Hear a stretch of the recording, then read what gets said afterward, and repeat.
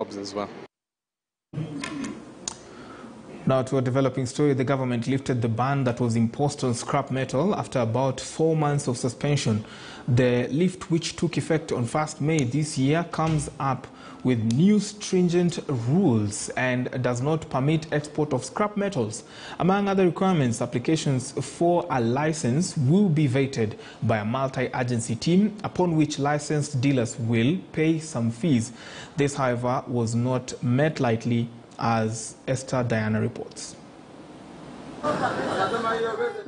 It was a relief when the government announced that it had lifted the ban on scrap metal. But as the directive takes effect, dealers are protesting the new requirements imposed on them by the government. Businesses remain shut despite the lifting of the ban. Kitokosa ni kushukuru kwa kupatiwa mwelekeo. Ijapokuwa hiyo mwelekeo tunapewa iko na uzito. Kama ni kupunguziwa hii license, sio atakuwa hatukatai kulipa license. Lakini ipunguzwe juu kama una mtu wa kuokota kwa kweli 50,000 atatoa wapi? Akifanya kazi periodically, time to time, hafanyi kazi wakati wowote. Kwa siku naweza pata hata kilo 100. Kilo 100 inanipatia hata shilingi 400. Kinipea pesa mingi ni 500. Na hiyo 500 nalipa mtu wa mkoko. Mimi hata sina gari ya kubeba, nabebanga na mkoko juu nikiweka kwa lori sitaweza lipa lori juu faida ni kandogo. Sisi watupunguzie license zetu zikuje kama 10,000, hizo tunaweza kuafford kulipa. The update on the regulation of trade in scrap metal is in respect to the President's directive that saw the ban take effect early this year. Kazi ya scrap ilikuja ikafungwa. Mlango yangu ndio hii. Imemaliza miezi 4. Rent nalipa wafanyikazi, nalipa vitu mingi na mlango yangu imefungwa. So what do the new directives say? All persons dealing in scrap metal must apply for a license which is non-transferable. Anyone who operates without a license commits an offense. For a first-time offense, one is liable to a fine of Kenya shillings 10 million. A repeat offender will attract a fine of Kenya shillings 20 million or 5 years in prison.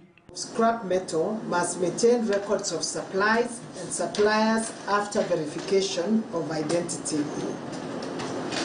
Scrap from critical national infrastructure shall be disposed of only to the numerical machining complex and the Kenya Shipyard Limited for smelting. In the case of transportation, every licensed dealer shall carry a certified copy of the licensed dealer and the recipient of the scrap metal on any vehicle that is being used to transport any scrap metal.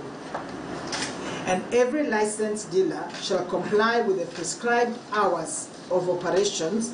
The Act does not permit export of scrap metal, and that still remains the case. Fees payable by all scrap metal dealers. The people who are dealing with scrap metal not more than 5,000 kilograms will pay 250,000 shillings. Agents who are dealing will pay 150,000 shillings. Collectors and juakali will pay 50,000 shillings. And fabricators will pay 50,000 shillings. Mimi napatanga kilo 100 ama 200 ama 300. Na hiyo 300 utakata license ya pesa ngapi?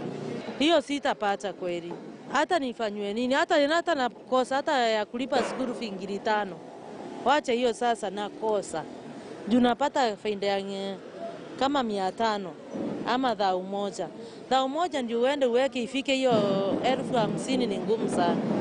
With Kenya being a net importer of products, lifting the ban may just see a reduction in steel prices, which had shot up significantly, exposing Kenyans to high construction costs. For KTN News, I'm Dombi Esther Diana. Many thanks, Esther, for that one. Now to a developing story. Indonesia.